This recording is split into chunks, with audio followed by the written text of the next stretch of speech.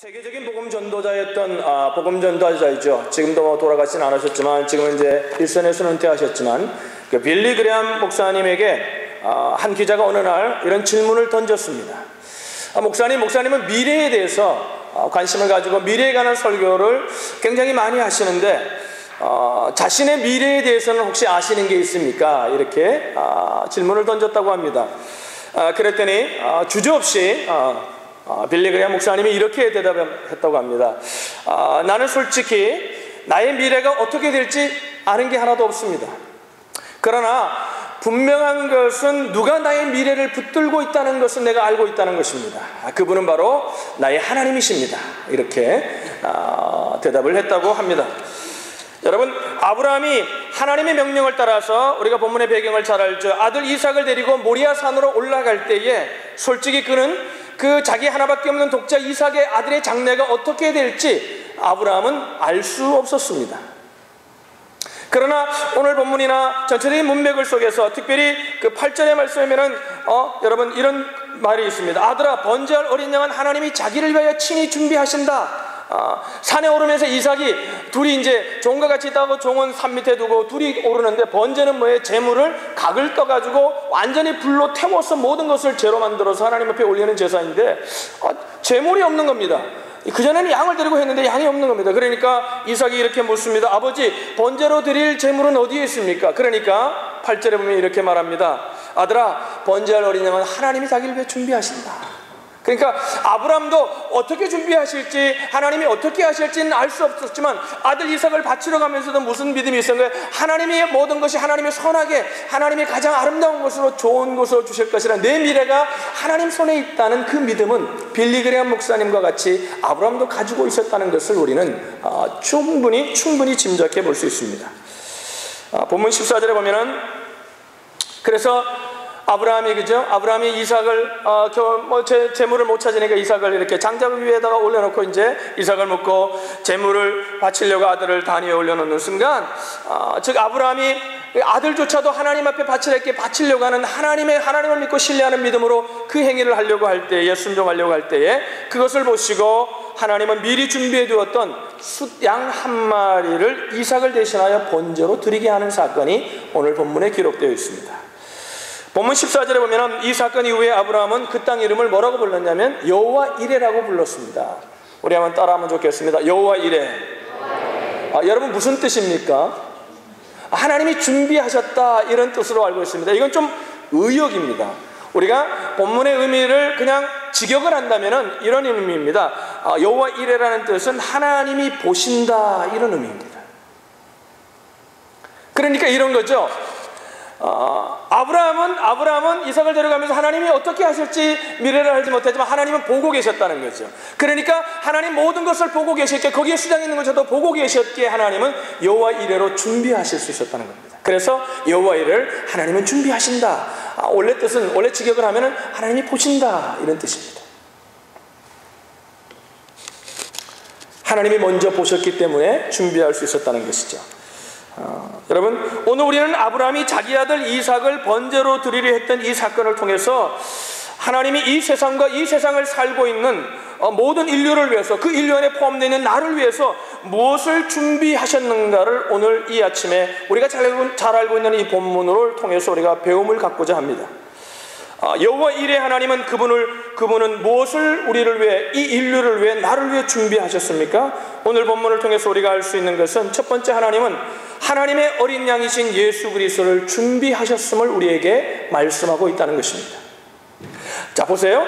왜 제가 이 말을 하면 아브라함이 하나님의 명령을 따라 순종하기로 결심하고 아들을 제단 위에 올려놓았을 때 하나님은 그 마음을 아시고 야 이제 됐다.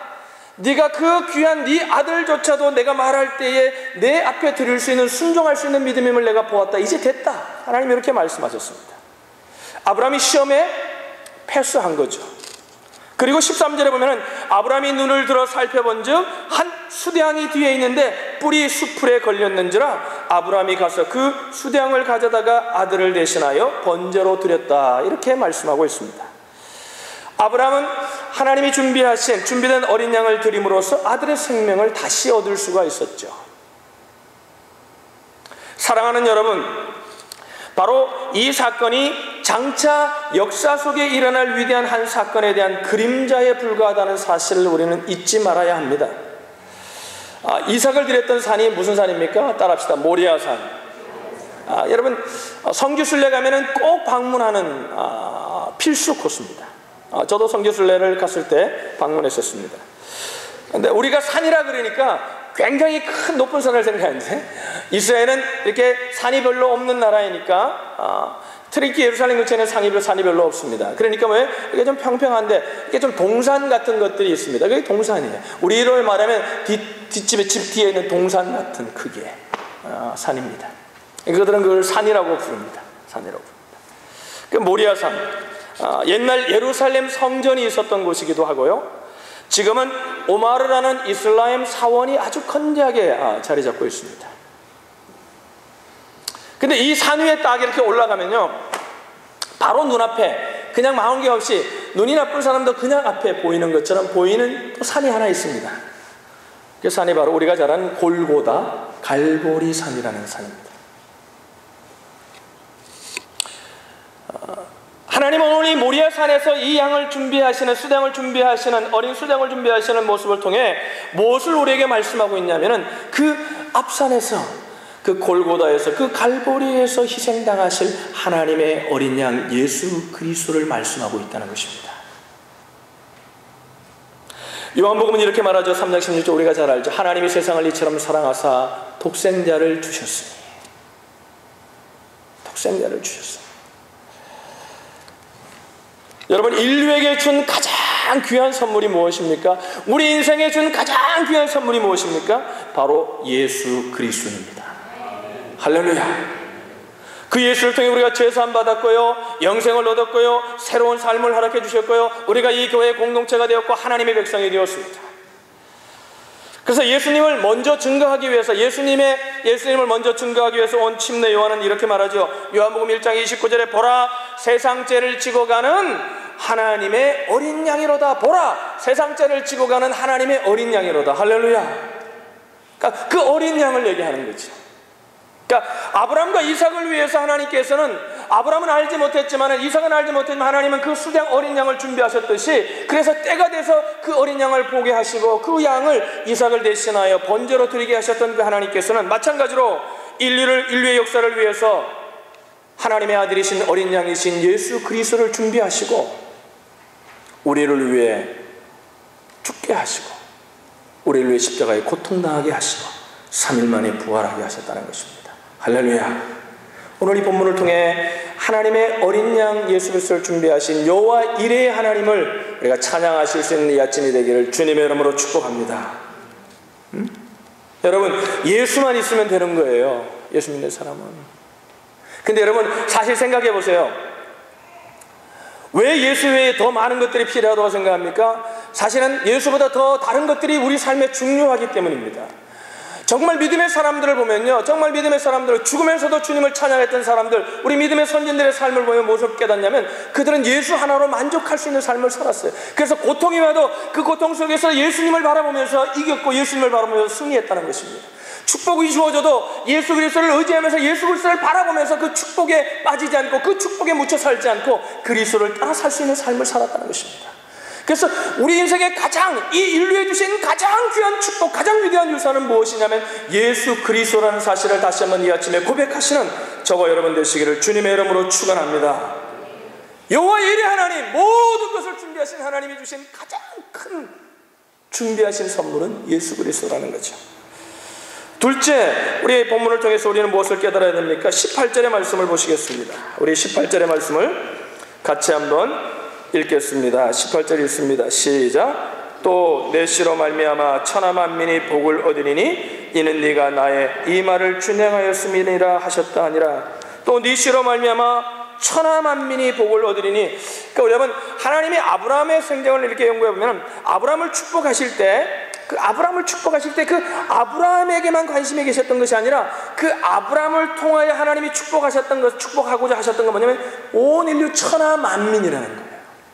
그러니까 하나님의 모든 계획 속에는 아브라함을 부를 때부터 아브라함을 축복하고 아브라함을 훈련시키는 모든 과정 속에서 하나님 무엇을 생각하고 계시냐면 아브라함 한 사람을 생각하고 계시는 하나님이 아니라 모든 인류를, 그리스도를 통해 구원할 그 인류를 생각하고 계셨다는 사실을 우리는 잊지 말아야 합니다. 그러니까 아브라함 개인만을 겨냥한 축복이 아니라는 거죠. 천하 만민을 다 마음에 두셨다는 거죠. 우리가 창세기 12장 아브라함을 콜링하는 그 장에도 보면 2절로 3절에 보면 이런 말씀이죠. 내가 너로 큰 민족을 이루고 내게 복을 주어 내 이름을 창대케 하리니 너는 복의 근원이 될지라. 그리고 좀 넘어가면 이렇게 말합니다. 땅의 모든 족속이 너를 인하여 복을 얻을 것이니라. 뭐에 관심이 있는 거예요? 아브라함에게만 관심이 있는 하나님이라. 하나님은 이런 계획이 있는 거예요. 온 천하에 다 복을 받는, 천하 만민이 누릴 수 있는 축복을 준비하셨다는 거예요.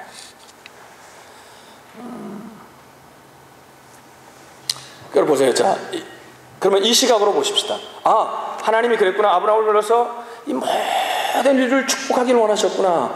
이 시각으로 우리가 이 땅을 바라보면요, 우리가 사는 이 땅, 우리가 살아가는 삶을 바라보면요, 이 삶이 다르게 보이기 시작합니다. 이걸 우리는 세계관이라 이렇게 말하죠. 세계관이라, 한문 용어로. 여러분, 이 땅의 세계관은 여러 가지가 있는데 그 세계관을 저는 이렇게 세 가지로 좀 다르지만 크게 분류하면 한 세 가지 속에 들어간다, 이런 생각을 합니다.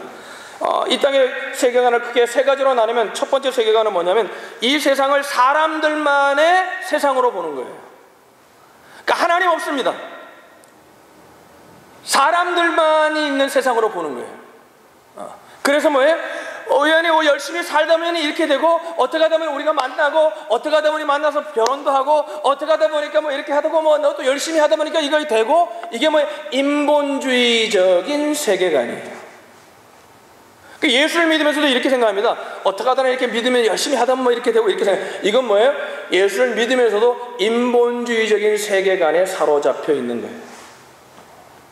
두 번째는 비관주의적 기독교인들의 세계관이 있습니다. 기독교인들 가운데도 잘못된 세계관이 있다는 거예요. 비관적인 기독교인들의 세계관은 이런 것입니다. 이 땅을 무엇으로 보냐면 이 땅은 사탄이 다스리기에 우리가 어쩔 수 없는 세상으로 바라봅니다. 그래서 우리는 뭐예요? 저 본향만 바라봐요. 그래서 이 땅에서는 우리가 그냥 내 믿음을 지키면 되는 거예요. 이 세상을 마귀의 세상으로만 보는 거예요. 물론 마귀를 성경에는 세상의 신이라 이렇게 얘기를 합니다. 그러나 여러분, 그런 부분이 있지만 성경의 전체 속에서 얘기하는 건 뭐예요? 하나님은 지금도 이 세상의 수레바퀴를 돌리고 계시고 이 세상을 다스리시는 분이고 이 세상의 주인이 하나님이라고 성경은 말합니다. 믿으시면 아멘. 그러니까 이 세상은 포기할 수 있는 곳이 아니에요.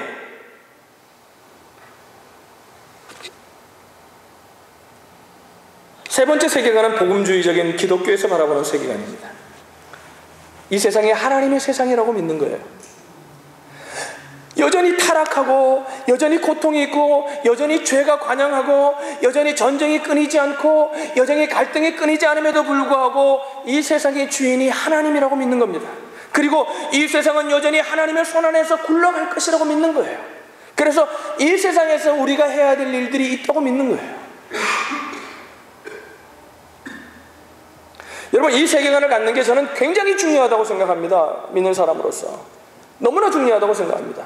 그래서 믿음의 삶과 세상이 떨어져 있는 것이 아니라 그 속에 같이 있는 함께하는 삶이라는 사고가 이 속에 있는 거예요. 여러분, 이 세상을 도전하고 이 세상을 바꾸었던, 이 세상에서 하나님의 역사를 이루었던 사람들은 다 이런 세계관을 가지고 있었던 것입니다. 우리가 잘 아는 선교사 가운데, 아프리카 선교 가운데 리빙스톤을 너무나 잘 알지 않습니까? 이제 그분의 그 생애를 연구해 보면은, 그분의 생애에 관한 책들을 읽어 보면은 그분에게 영향을 주었던 많은 몇몇 사람들이 있는데 가장 많은 영향을 주었던 사람들이 그의 father-in-law, 장인이었습니다. 그 장인이 마펫 선교사라고 선교사님이셨는데, 이분이 젊은이들을 선교 동원하는데 많은 헌신을 하시는 선교사님이에요. 선교만 할 뿐만 아니라. 그래서 젊은이들이 늘 이랬다는 거예요. 여러분들, 이 땅이 여러분들을 부르고 있다. 지금 복음이 들어가지 않은 곳에 여러분들 통해 복음이 들어가면은 그 땅을 통해서 그 복음을 통해 변화되고 그 땅이 변화되고 그 세상이 변화되고 하나님의 나라가 이루어지는 것, 하나님의 나라가 임하는 것을 볼 수 있는 눈이 있느냐. 그래서 막 젊은이들을 콜링했다는 거예요. 그 장인어른의 그 영향을 받아가지고 이분이 자기의 삶을 선교사로 드리기로 헌신하고 아프리카의 선교사로 갔다는 겁니다. 리빙스톤은 이 비전을 본 거죠. 지금 세상이 악해져가고 있음에도 불구하고 복음이 들어가서 하나님이 이 천하만민, 아브라함을 통해서도 축복하시며 천하만민을 보신 그 하나님이 이 땅을 축복하기 원하시는 그 하나님의 그 마음을 깨달을 수 있었다는 것입니다. 그 미국 역사 가운데도요, 여러분, 그 세계 역사죠. 콜럼버스가 미 대륙을 발견했잖아요. 발견하고 난 후에 그들이 세계 지도를 그리면서 미국 지도를 이렇게 유럽 사람들이 그려서 넣습니다. 그래서 넣고 난 후에 그림을 대충 그리고 난 후에 여러분 그 미대륙, 그 신대륙 위에다가 무슨 그림을 그렸냐면요, 옛날 유럽 사람들이 처음에 그래서 이제 그게 그 옥션에 가면 굉장히 비싼 걸로 팔리더라고요. 제가 옥션에서 봤어요. 옥션 TV를 보니까 나오는데 옛날에 뭘 그렸냐면요, 그걸 보면 안 돼. 이게 지도가 얼마나 오래됐는지. 그 미대륙을 그리면서 미대륙 위에다가 그림을 그리면서 그 위에다 어떤 그림을 했냐면 뱀과 용의 그림을 그려놨어요. 그건 뭐예요? 그건 살지 못하는 땅이라는 거예요. 여기가 좋은 땅이라는 거예요. 그래가지고 여러분, 콜럼버스가 미 대륙을 발견한 후에 금방 사람들이 그 미 신대륙으로 가지 않습니다. 꿈이 없었어요. 거기에 그 지도를 보면서 뭔 꿈을 갖겠어요.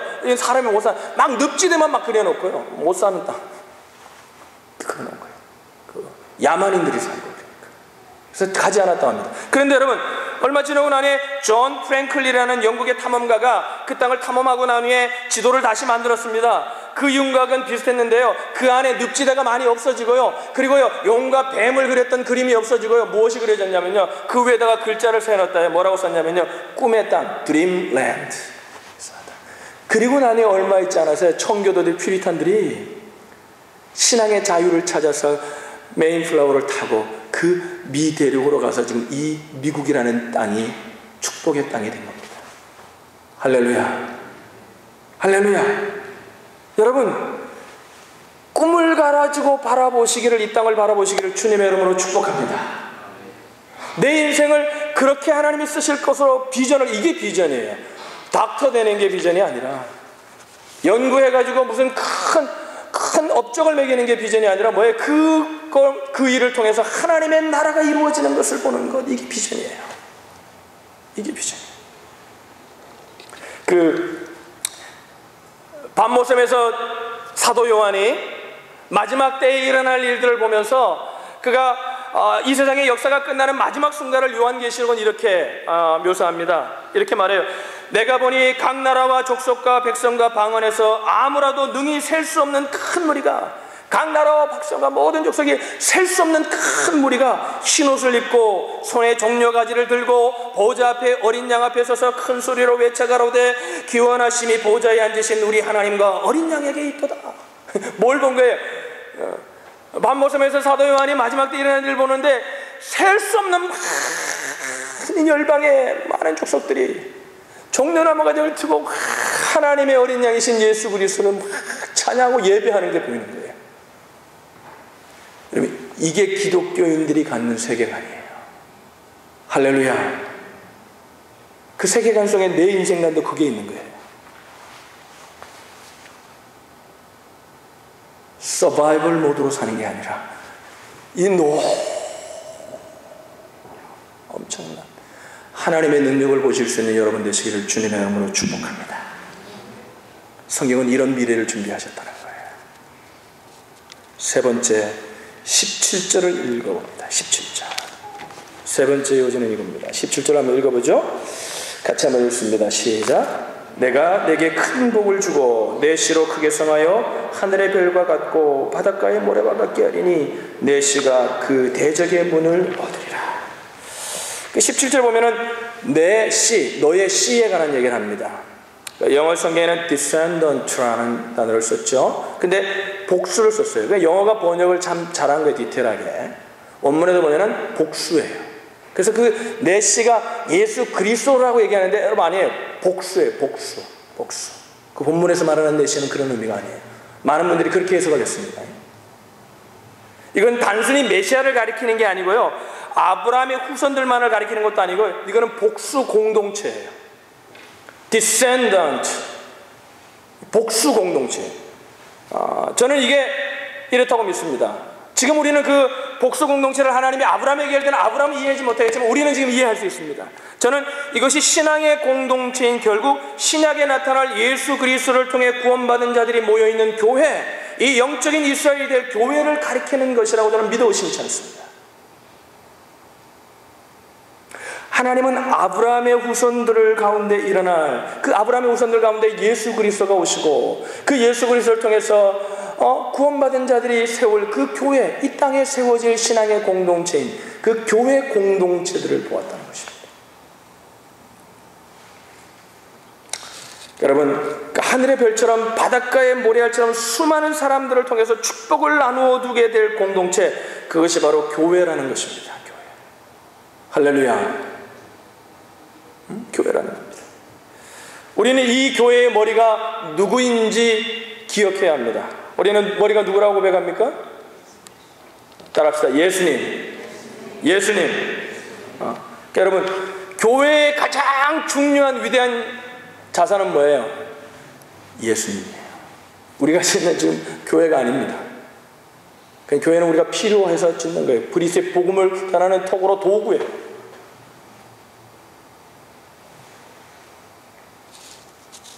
놀라운 축복의 장소이긴 하죠. 교회가 가진 가장 위대한 자산은 뭐냐면 예수님이에요. 그럼 여러분, 교회가 뭐예요? 건물에 우리가 교회잖아요. 따라합시다. 옆에 분에게 이렇게 좀 축복하며 얘기하세요. 사랑하는 형제님 자매님이 교회입니다.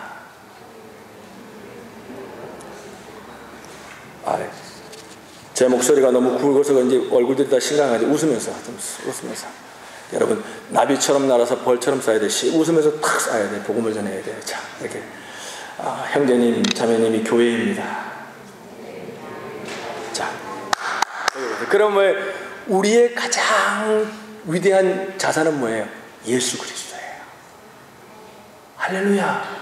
할렐루야. 이 예수님 붙들면요, 이길 수 있어요.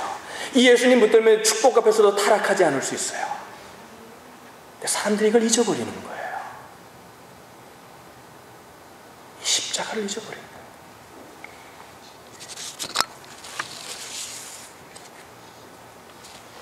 이 교회가 얼마나 능력이 있어요?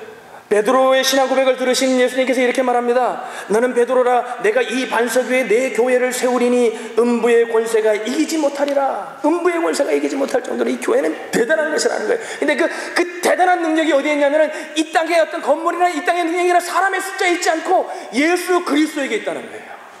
할렐루야. 여러분들 제 말을 오해하지 않았으면 좋겠습니다. 오늘 한국교회나 여러 교회들이 자기 교회의 브랜드에 그래서 온누리 교회, 먼 교회를 지키려고 합니다. 여러분, 이건 망하는 길로 가는 겁니다. 예수 그리스도만이 높임을 받아야 합니다. 할렐루야. 예수 그리스도가 존경을 받아야 합니다. 아무리 큰 교회였고 아무리 큰 역사가 있다 할지라도, 아무리 큰 오랫동안 역사를 이루고 100년, 200년의 역사가 교회 가운데 있다 할지라도 예수 그리스도가 떠나가면 그 교회는 아무것도 아닙니다. 내 인생이 조차 보잘것없어도, 내 인생이 아무것도 아닌 것 같아도 그 속에 예수 그리스도가 있으면 우리는 엄청난 자들입니다. 성경이 이걸 말하고 있는 겁니다. 여러분, 제가 이렇게 좀 너무, 여러분들이 제 말 들으면 너무 극단적이라고 목사님이 너무 극단적이라고 생각할지 몰라요. 저는 그렇다고 생각하지 않습니다. 이 복음은 이런 것이라고 생각합니다. 여러분, 우리가 왜 막 세상에 시달리면서 막 삽니까? 가장 귀한 예수 그리스도를 잊어버렸기 때문입니다. 예수 그리스도가 있으면 그 어려움이 와도 그 어려움을 참고 견디며 그 속에서도 신앙을 지킬 수 있는 능력들이 우리 가운데 주어집니다. 우리가 아무리 축복을 받고 아무리 세상에 유혹이 많아도 예수 그리스도가 가장 중요하다는 사실을 깨닫고 그 그리스도를 붙들고 살면 그 축복은 그것은 주님을 영광을 위해 사용되어질 도구에 불과할 것입니다. 할렐루야. 예수 그리스도가 우리의 위대한 자산입니다. 그래서 주님이 오셨던 겁니다. 여러분, 음부의 권세가 이기지 못하는 것이 교회라는 여러분이라는 거예요. 그런데 여러분, 오늘 본문에도 이 동일한 약속이 본문에도 나와요. 그런데 사람들이 이걸 보지 못합니다. 여러분 17절 보세요. 17절에 보시면 이렇게 말해요. 17절 다시 보세요. 마지막에 보면 뭐라고 말합니까? 네 씨가 그 대적의 문을 얻으리라. 그 시도 descendant. 그 교회가 그 대적의 문을 얻으리라. 그 고대 사회는 전쟁을 할 때문에 그 성을 정말 물을 정복하면 그 성을 다 정복한 겁니다. 그러니까 그런 엄청난 능력이 그 시가, 그 교회가 이런 엄청난 능력이 있다는 거예요. 여러분, 우리는 근데 뭐가 돈이 능력인 줄 압니다. 성공이 능력인 줄 압니다. 인맥이 능력인 줄 압니다. 하나님이 통하여 역사하시는 것이지 예수가 능력입니다. 할렐루야, 할렐루야. 지옥의 권세, 마귀의 권세가 결코 흔들 수 없는 승리의 공동체, 그 축복의 공동체, 소망의 공동체가 바로 예수님의 피값으로 세운 교회라는 거죠. 19,000년 전에 이 비전을 가지고 온누리 교회가 시작이 되었습니다. 이 땅에. 우리 교회가 크지는 않습니다. 근데 목사님들은, 이렇게 목사님들 만나면 저에게 늘 이렇게 묻습니다. 웬 미국에 있는 한인 교회의 70-80%가 자립하지 못하는 교회들입니다. 그리고 이런 시골에서 교회들이 4개나 서 있는, 이 인구에서 4개나 서 있는 교회에서 5번째 세워진 교회로 서서 자립을 하고 선교를 하고 복음을 전한다는 것이 목사님들에게는 굉장히 큰 도전이 되는 것입니다. 제가 모이면 목사님들이 저한테 늘 묻습니다. 어떻게 그곳에 가서 사람들도 없는데 그렇게 교회가 부흥해서 그 하나님의 일도 하고 선교도 하고 하냐. 제가 늘, 그래서 내가 무슨 목회의 노하우가 있는 줄 압니다. 그래서 우리 교회 설교도 와서 목사님들이 저를 이제 누굴 소개받으면 와서 들어보는 목사님들이 있어요. 들어보면 별 게 없어요. 저 설교. 무슨 별 게 있습니까? 그죠? 말씀 전하는 거죠. 요즘 목사님들 말씀 다 잘 전하십니다. 말씀 전하는 거죠. 근데 여러분, 나는 그 능력이 어디 있냐면요. 이 공동체의 지체들이 붙들고 있는 메시지에 있다고 저는 생각을 합니다. 그 메시지라 그러니까 목사가 설교가 좋아서라는 게 제가 벌써 말씀드렸죠. 그런 의미가 아닙니다. 어떤 의미냐면 우리가 전하고 붙들고 있고자 하는 메시지가 예수 그리스도라는 거예요. 할렐루야. 조금 그 길로 갔다가도 다시 돌아오는 곳이 거기라는 거예요.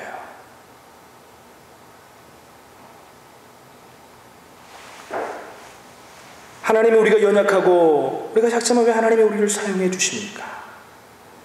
이 예수 그리스도를 붙들고 헌신하기 때문입니다. 할렐루야. 주님 때문에 하는 겁니다. 이름을 내려고 하는 것도 아닙니다. 내가 무슨 직분자가 되려고 하는 것도 아닙니다. 내가 여기에 인정받고자 하는 것도 없습니다. 하나님 역사하십니다. 본문 22장 16절을 우리는 눈여겨보아야 합니다. 이렇게 말합니다. 가라사대 이같이 행하여 네 아들 네 독자를 아끼지 아니하였음저.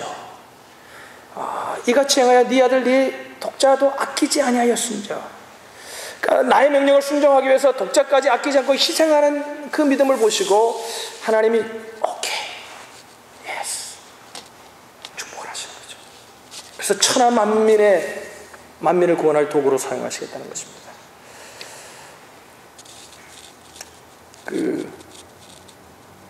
우리 교회는 그 소수의 사람들도 좀 많은 분들 가운데 이런 분들이 있습니다. 정말 희생을 요구하실 때 정말 마리아처럼 옥합을 깨는 분들이 우리 교회는 있습니다. 그래서 이 적은 교회에서 그만한 일을 할 수 있는 것들이 그분들의 헌신 때문입니다. 근데 신앙생활을 하다 보면은 특히 우리가 좀 오래 예수를 믿다 보면은 나타나는 현상 가운데 목회자가 참 걱정이 되고 기도가 되는 제목 가운데 뭐냐면 믿음 생활하면서 어떤 분들은 선을 리밋을 딱 정하고 합니다. 평상시에는 어떤 계획을 가지고 리밋을 정하는 게 필요합니다. 근데 어떨 때는 하나님이 우리에게 옥합을 깨게 하시는 것을 필요로 하실 때가 있습니다. 우리는 리밋을 딱 정하고 그 선을 넘지 않는 것들을 볼 때 참 안타까울 때가 있습니다.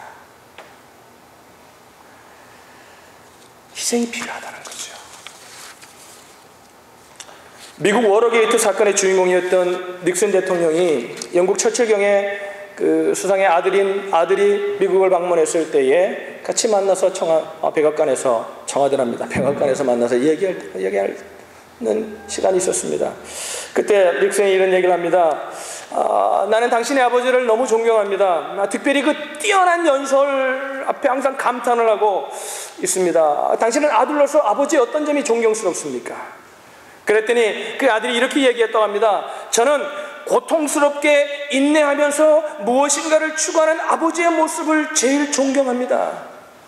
그러면서 한예로 저는 아버지가 연설 한 편을 준비하기 위해서 밤을 지새우면서 쓰고 지우고 또 쓰고 또 고쳐 쓰는 모습을 밤마다 보아왔습니다. 저는 그러면서 그 아버지의 모습을 보면서 그 아버지를 존경할 수밖에 없었습니다.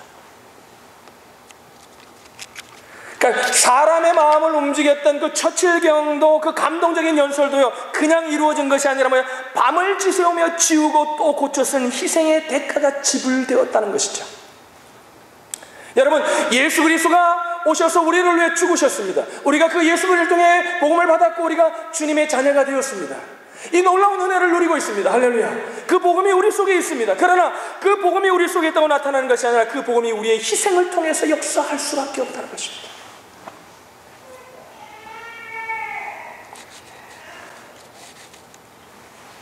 저는 우리 교회 많은 성도들이 역시 초창기부터 지금까지 많은 희생의 대가를 지불했다는 것을 너무나 잘 알고 있습니다. 칭찬하지 않을 뿐이지 너무나 헌신하고 너무나 귀한 일꾼들이 이 교회를 거쳐간 사람들도 많고, 유학의 삶을 살면서 그 힘들고 어려운 속에서 하나님을 섬겼던 놀라운 헌신자들이, 희생의 대가를 지불했던 자들이 우리 교회는 많이 있습니다. 그와 같은 분들에게 제가 좋아하는 영국의 유명한 선교사, 소위 케임브리지 대학 출신으로 케임브리지 7인이라고 불렸던 사람 중에 한 사람인 그 하나님의 사람 C.T. 스터드라는 사람의 말을 인용함으로 오늘 말씀을 우리가 결론하려고 합니다. 그 C.T. 스터드는 굉장히 장래가 촉망되는 아주 유명한 가문에 아주 엄청난 영국에서 엄청난 영향을 끼치는 그 가문을 이어받는 아들로 태어났습니다. 이제 아버지의 상속을 받고 아버지의 그 모든 뒷배경을 다 받아서 편안하게 장래가 촉망되는, 그래서 학교를 다닐 때도 공부를 최우수라고 장학금을 받으며 다닐 정도로 아주 머리도 뛰어난 학생이었습니다. 그리고 운동도 잘해서, 나는 라체스터 가서 이런 운동 경기가 크리켓이라는 거 있잖아요. 바구니 들고 그 옛날에 우리가 소금 얻으러 다니는 애들 그거 하면 잘할 것 같더라고요. 내가 보니까 크리켓도 굉장히 잘했던 대표 선수였고요. 그리고 장애물 경기의 국내 챔피언이기도 했고, 막대한 장래가 누가 봐도 멋있는, 누가 봐도 모든 것들이 다 보장되어 있는 삶이었습니다. 그런데 그가 그 부모의 반대에도 불구하고 유산도 다 거부하고 선교사로 헌신을 합니다. 주님을 만나고 나니 비전을 본 겁니다. 주님의 나라를 본 겁니다. 그리고 중국에서 10년, 인도에서 6년 그렇게 헌신하고 이제 50세가 되었을 때 다시 영국으로 돌아왔다가 잠시 쉬다가 아프리카로 가겠다고 할 때 많은 사람들이, 그를 사랑했던 사람들이 이렇게 얘기했다고 합니다. 선교사님, 이제 그만하면 되지 않았을까요? 이제 하나님도 아마 다 아시고 여기도 할 일이 있잖아요. 그만하면 여기서 이제 좀 나이도 먹어가는데 여기서 좀 하나님이 일하면 어떨까요? 그만한 희생이면 하나님도 아마 기억하시지 않겠어요? 그때 그가 이런 유명한 말을 했다고 합니다. 예수께서 참으로 하나님의 아들이시고 그가 나의 구원을 위해서 이 땅에 오셔서 십자가에 피 흘리셨다면 내가 주를 위해 바치는 어떤 희생도 결코 지나치다고 할 수 없을 것입니다. 예수께서 참으로 하나님의 아들이시고 그가 나의 구원을 위해서 이 땅에 오셔서 십자가에 피 흘리셨다면 내가 주를 위해 바치는 어떤 희생도 결코 지나치다고 할 수 없을 것입니다. 그죠? 하나님의 은혜입니다.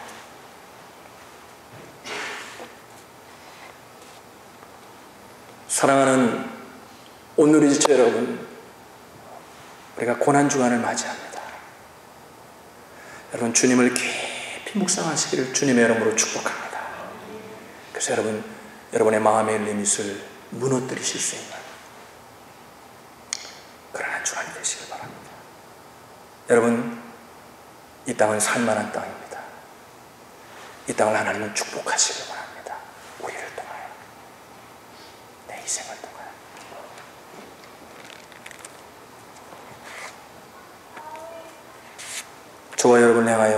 하나님 오늘 아침에 이렇게 물으십니다.